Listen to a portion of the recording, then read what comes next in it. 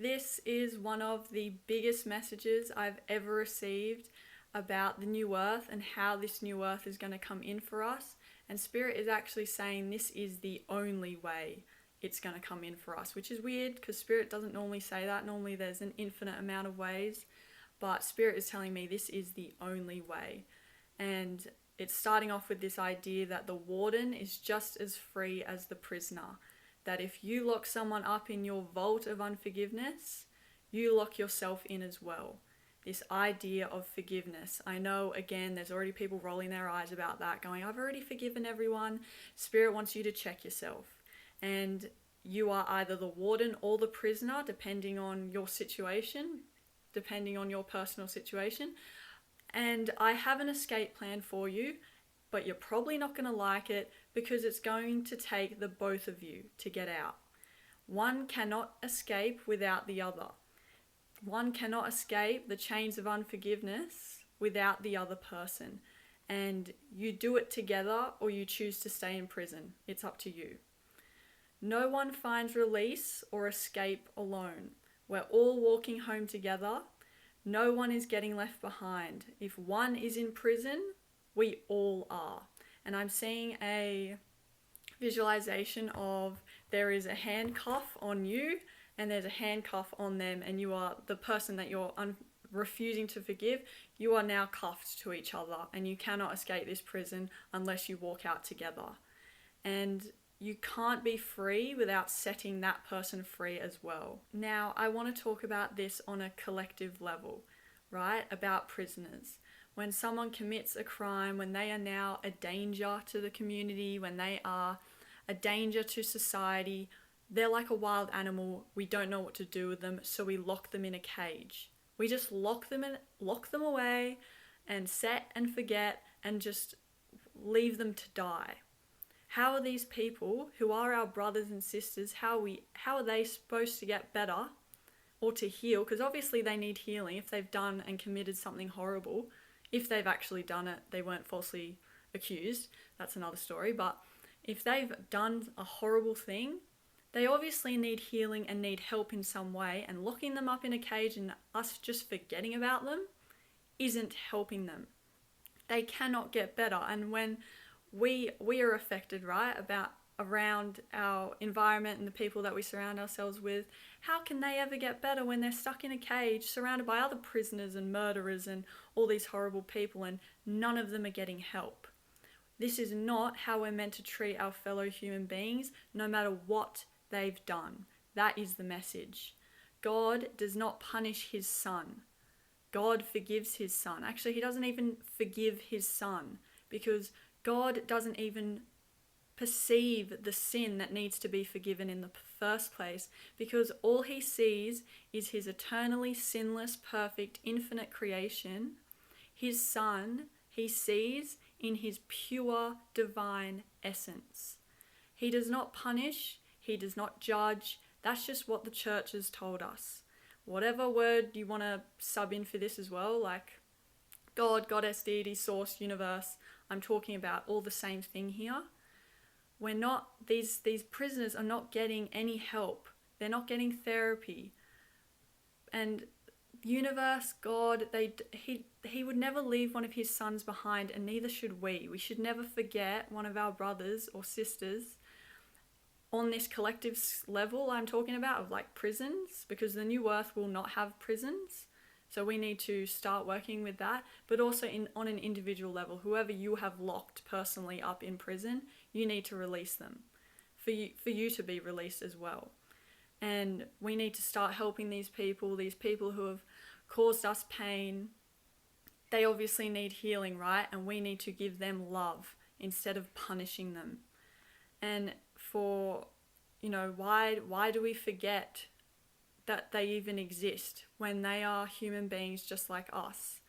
And very few who are in prison are actually strong enough to shift and change themselves in an environment like that, because that's so dark and so heavy to be in prison.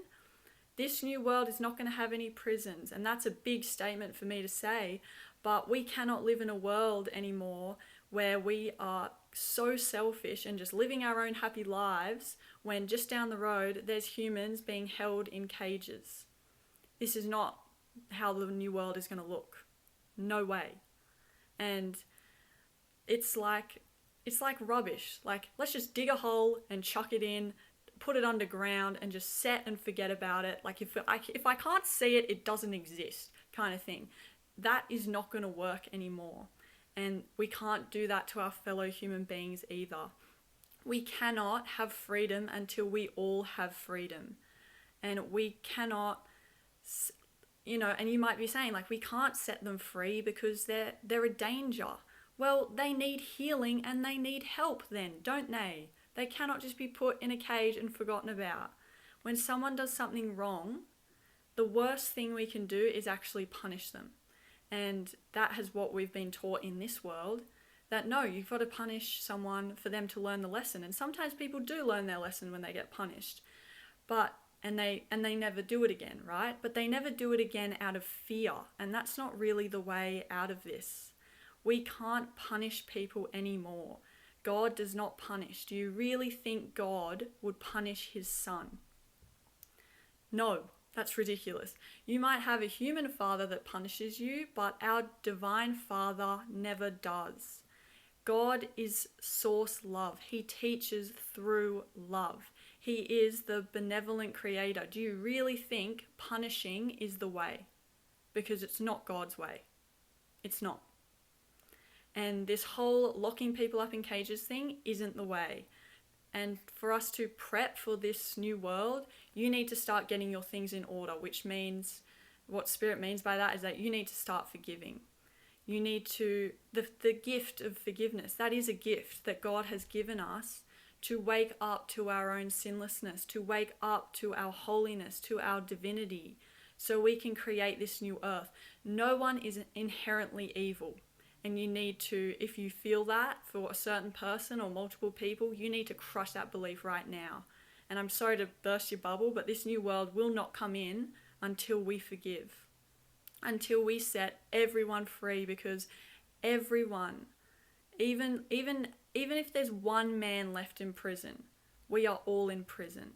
If you understand the oneness and the interconnectedness that we're all a part of, we cannot leave anyone behind.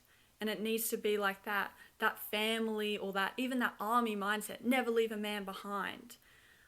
Because you wouldn't want to be left behind, right? You need to see yourself in them. You need to see the human and the divinity in them and show compassion. We are one and we move as one. And I'm going to get shit on this on TikTok. TikTok goes off about this stuff. But you cannot leave a man behind and forget about him. You can't. And even the saying, I forgive but never forget. If you're not forgetting, you're holding a grudge and therefore you're not forgiving. So we need to forgive all. And they are all a part of you. They all are you. If you don't forgive them and refuse to set them free, you're going to be chilling in prison with them as well. And how do you expect yourself to be free if you can never forgive another person? You can't. You want to be free. Spirit is like literally asking, like, you want to be free, don't you? Do you not want to be free? This is your chance. This is the work. The message is we're all free in truth, and many of us have forgot, and we need to remember. And those who already know that fact, those who already know, who are watching, that we are all free, it's your job to remind them. It's your job to remind those that are lost in unforgiveness, those that have locked themselves up in prison or have been locked up by the system, wrongly accused, or for those who have actually committed the crime. We are all worthy of love. We are all worthy of forgiveness and freedom and happiness. We're all sons of God. We all come from the divine. And if you don't believe that, you'll never see how divine you are. If you don't believe that, you don't see your own divinity. You don't see your own freedom. You need to see it in self to see it in other. Or flip it, you need to see it in other to see it in yourself. That's how this mirror game on earth works. It's all you. If you see your worth, you have to see theirs as well. If you can forgive your own mistakes, you can forgive theirs, Because in the eye of God, there is no hierarchy of mistakes. There's no hierarchy of sin, some worse than others. No. They are simply a moment where the Son of God forgot his divinity, forgot his holiness, and we need to remind those who are stuck in prison, literally or mentally, metaphorically, spiritually, energetically speaking, we need to remind them of their beauty and their holiness and see all through the eyes of our Divine Father and our Divine Mother, because how would they view us? They view us with love. They see the divinity. They see the holiness in us. We need to see each other like that. Through the eyes of God, through the eyes of love. There is no other way out of this. To get out of this crazy, chaotic world, we need to love. Not just some, but all. Not just those you think are worthy, but loving everyone without stopping to inquire whether or not they are worthy. And if you actually stop to inquire, you would know that we are all worthy. This is what "we are one" means. We forgive and are forgiven as one. We love as one. Like Bob Marley said, there is only one love. See them through the eyes of love even when they can't, because you are helping them heal their perceptions and lead them back to the truth of themselves. You are helping them remember their true essence, that they are loved, that they are a son of God, and that they are loved by the Creator, and they are worthy. They are worthy. That is what they need to hear. Kids, most kids, cause trouble just to get attention from their parents, just to get noticed, just to get love. And I think prisoners are the same, that we need to notice them, we need to give them love, because all their ruthless acts, either like on a societal, like in society, or like someone has committed something towards you, all their ruthless acts that they inflict out on the world or on you are just them screaming out for love. And you have the power to give it to them. Your job here is to show others the way to the realization of their own divinity, so you can see it in yourself as well. If you are divine, so are they. No ifs, no buts. There is no level of distinction. There are no levels of sin, some worse than others. And I know that's a really big thing for me to say, because this is going to flare up a lot of people's stuff. But there is no sin. Our Creator, the universe, God, does not sin. So do you really think Source sins? No, because it's above all that, and so are we, right? God does not sin, so neither can his children, because we're made in the image, right? We only hold the traits of our Creator, and he is eternally sinless, therefore so are we. He is love. Therefore, so are we. We cannot be anything other than how our Creator created us, because we are an extension of him. We are an extension of Source. We're an extension of the divine. There is no sin, and when you realize that, you and everyone else along with you will be free. There is no sin. Then we get to that next step of stepping beyond forgiveness, because we only need to forgive when we believe in that idea of sin. So once we realize that we are all eternally sinless and perfect and beautiful as we are, that we're all a divine Son of God, we don't even need forgiveness anymore.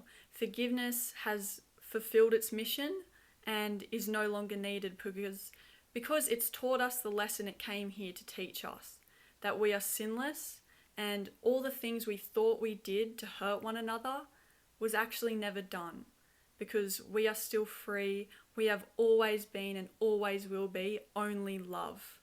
We're all the same, we're all holy, we're all divine, we're all one. This is what the new world will look like. No prisons are built, no cages for humans or for animals, no sin is perceived, no forgiveness is needed, because we see each other through the eyes of love.